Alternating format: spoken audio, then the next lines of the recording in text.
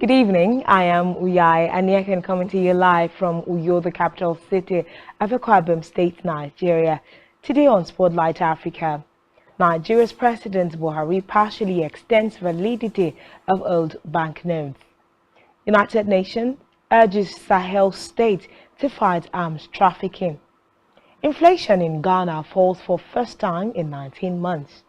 Tunisia opposition condemns baseless arrest.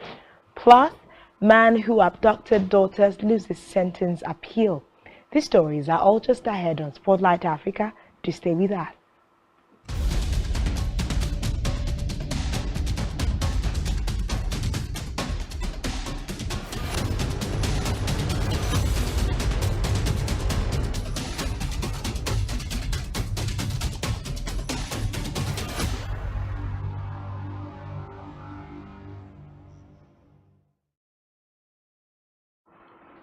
Thanks for joining us. First in today's Spotlight Africa, Nigeria's President Muhammadu Buhari has directed the country's central bank to release the old 200 naira banknotes back into circulation and run concurrently with the new ones till the 10th of April. The old 200 naira banknotes will then cease to be valid. Meanwhile, the old 500 and 1,000 naira banknotes are no longer valid and must be taken to the central bank through designated channels. Nigerians have faced long queues at cash machines, with some sleeping outside banks to try and be the first in line to get some money. There have been angry protests in towns and cities as people struggle to get hold of the new banknotes. Nigeria last year started circulating newly designed 200, 500 and 1,000 naira notes.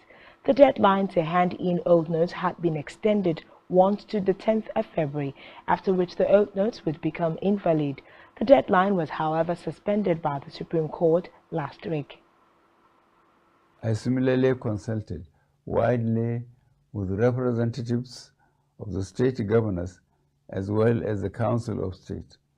Above all, as an administration that respects the rule of law, I have also noted that the subject matter is before the courts of our land and some pronouncements have been made. To further ease the supply pressures, particularly to our citizens, I have given approval to the CBN that the old 200 naira banknote be released back into circulation, and that it should also be allowed to circulate as legal tender with the new 200 naira, 500 naira, and 1,000 naira banknotes for 60 days from February 10th, 2023 to April 10th, 2023, when the old 200 naira note ceases to be legal tender. In line with Section 20, subsection 3 of the CBN Act 2007, all existing old 1,000 naira and 500 naira notes remain redeemable at CBN and designated. In a related development, protests have broken out in parts of southern Nigeria as anger mounts over the scarcity of cash following the central bank's controversial decision to scrap old banknotes and to replace them with new ones that are not widely available. According to reports, the Benin city was in shutdown, with protesters attacking banks and destroying ATM machines. 2 people were feared dead after the security forces foiled an attack on the local office of the central bank. Meanwhile, the United Nations says countries in the Sahel must do more to combat the trafficking of arms into the region. The United Nations says the majority of the weapons have been diverted from national armed forces in other African countries, notably Libya, Sierra Leone and Liberia. It blamed both corruption and a low state presence for the inflow. In a separate development, female Kenyan senator who was asked to leave parliament because of an apparent blood stain on her trousers has told newsmen she was proud to stand up against period shame. Gloria Orwoba said she had noticed the stain before entering the building. Some members of parliament, including another female senator, criticized her, saying she was being disrespectful. Reports say during the plenary session that Senator Tabitha Mutinda asked the Speaker to rule on whether Orwoba had adhered to the House's dress code, saying she found it uncomfortable and inappropriate. She added that there was a better way to raise the issue and that it was not setting a good example to young women and girls. I find it very uncomfortable, very inappropriate for our colleague, Senator Gloria, to step in and you don't understand if she's on the normal woman cycle or it is faking it, and it is so indecent because these are natural things that as women we go through. Our society, our culture as women requires privacy. Is that our colleague Senator Gloria is on a, either she's on a cycle or not, but it is indecent, it is not correct. And the way she's also moving in and out of the house, it is so indecent. It is not a good conduct, Mr. Speaker. Senator Gloria, as you have said that you are at that period, maybe all 4 or 5 of our lady senators are in that period too, but they're not showing it, meaning they have taken the proper steps to deal with it. So having period is never a crime. How to handle those periods is where we begin to differ. Indeed, if you read the Bible and even the Quran, if a woman is going through her periods, they're not even allowed to touch the Bible or the Quran. So you cannot say that being discriminated against. So Senator Gloria, I sympathize with you. Elsewhere, a group of secondary school students from the Thanet have described their visit to Masai Mara National Reserve in Kenya as a dream come true. The week-long trip was funded by presenter and wildlife expert Steve Bakel. The 6 students went on safari, visited a rhino and elephant conservation center, and met local Maasai villagers. According to reports, Thanet is in the top 10 most deprived areas of the country. Meanwhile, Somali government has ordered telecommunication firms, money transfer banks and other business entities to register their businesses and clients with the authorities to curb money laundering and terrorism financing. In a news conference today, Information Minister Daud Awiz also asked mobile service providers to register clients and collect their personal details, including fingerprints and photographs.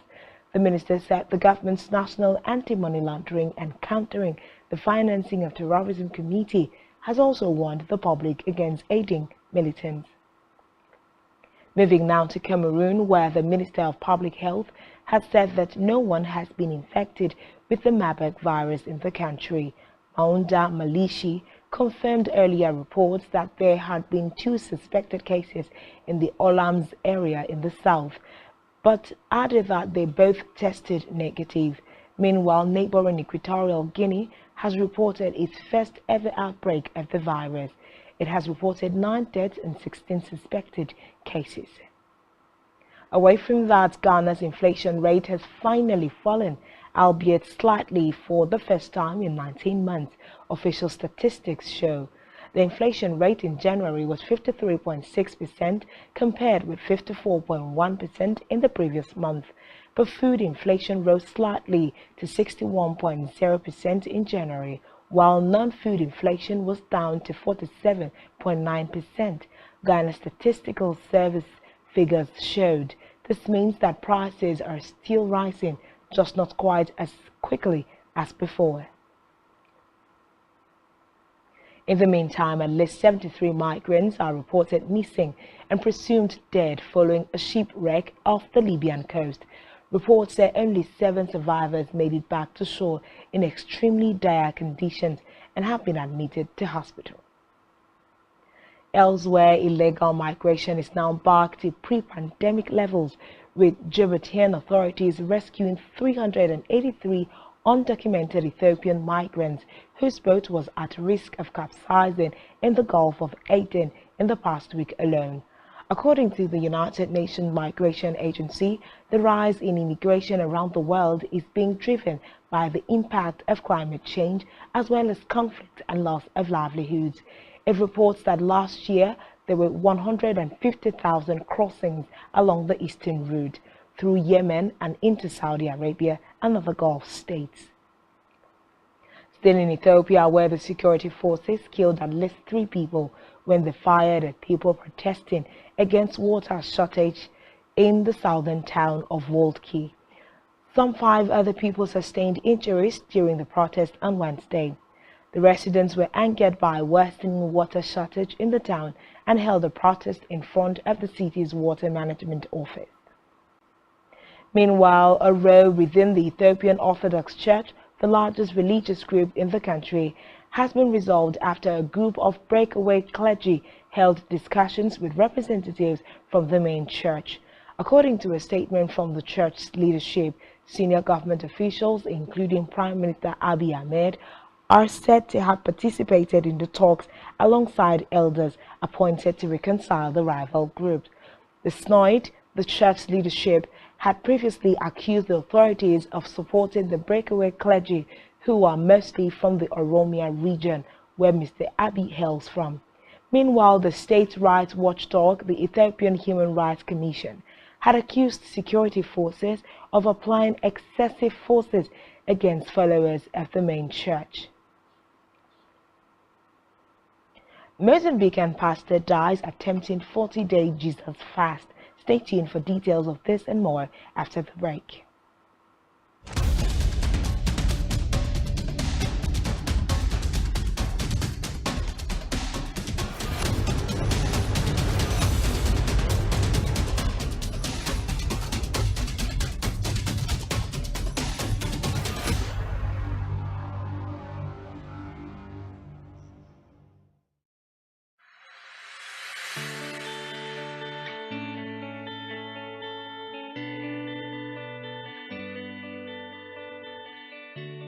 Every day, we bring you up-to-date information on topical issues affecting the common Nigerian. From issues on politics, Hello, Nigerians. I remain committed. security,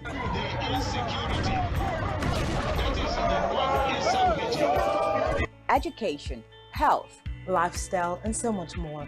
Join Janice Kobum and Uyai Anyeken every weekday from 7 a.m. to 9 a.m. on Rise and Shine Daily, exclusive on Spectrum Television.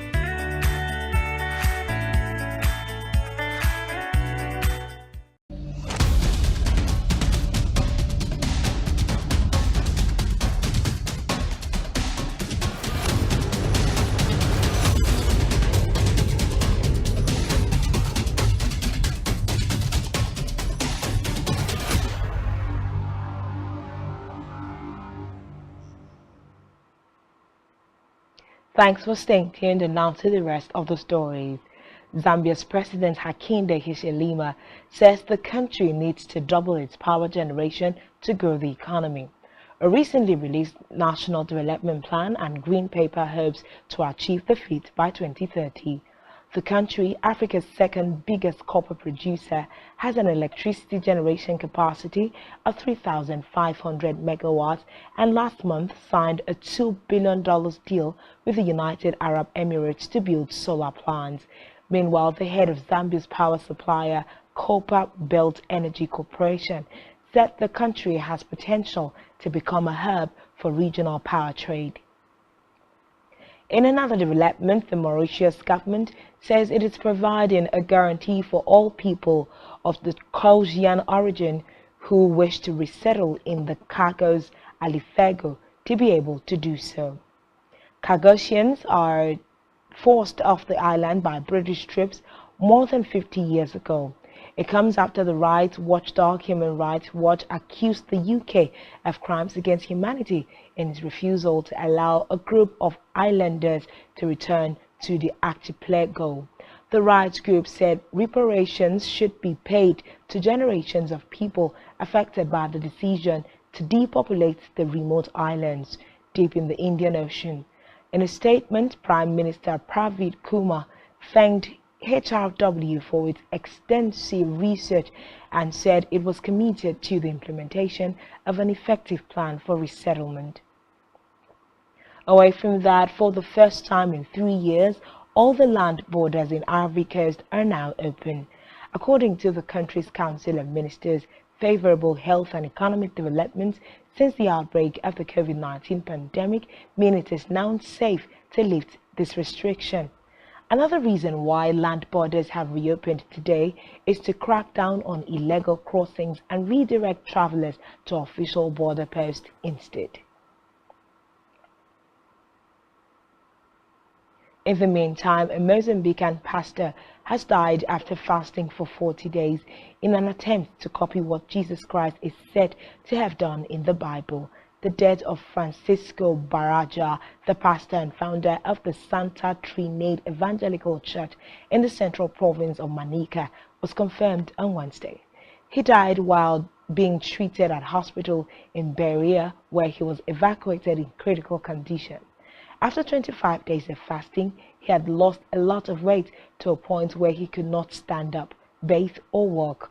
According to reports, days later, at the insistence of relatives and believers, he was taken to a hospital, but attempts to get him back to health were unsuccessful. Believers at his church and his neighbors have been unsurprised at the turn of events due to his extreme weight loss and disfigured body frame in recent days. In another development, the electoral body in the Democratic Republic of Congo says it has started voter registration in 7 provinces in the eastern part of the country, where millions of civilians have been displaced by fighting between the army and rebels. It is the last round of voter registration ahead of general elections scheduled for December this year. The Independent National Electoral Commission said voters will be registered in the volatile provinces of Ituri and North Kivu, as well as in the US and Canada. According to the Commission, voter registration across the country started in December and has so far seen at least 12 million people register as voters. According to the United Nations, the violence in the eastern part of the country is estimated to have displaced some 5.6 million people who are in dire need of food and shelter. Meanwhile, in Tunisia's main opposition coalition has described the string of arrests targeting critics of President Kais Saied as repressive, violent and legally baseless. In recent days, police have detained several prominent politicians, 2 judges, a leading journalist and a senior union official. On Wednesday, the US said it was deeply concerned by the reported arrest in recent days. 18 months ago, President Saied shut down Tunisia's parliament and moved to rule by decree before rewriting the country's constitution. Lastly, on Spotlight Africa, a man who has been jailed 5 times for abducting his children has lost his sentence appeal. Tanya Berg's daughter were taken from Piswi in wheelchair to Libya by their father Mohammed El Zobte in 2015. Berg has been fighting to get Angel El Zobte 22 and her sister Maya 11 back to Britain since El Zobte left them with his mother in Tripoli. El Zobte was handed a 12-month jail term at the Family Division of the High Court in London in December. Jonathan Cohen concluded he had breached orders made during a High Court fight with estranged wife Tanya Berg, who is in her 40s and was in contempt. And that's all we have for you at this time. Do ensure to follow us on social media and subscribe to our YouTube channel, all of which you can find on our website, spectrumtv.ng. You have been watching Spotlight Africa. I am Uyai Anyeke. Thanks for watching and do enjoy the rest of your evening.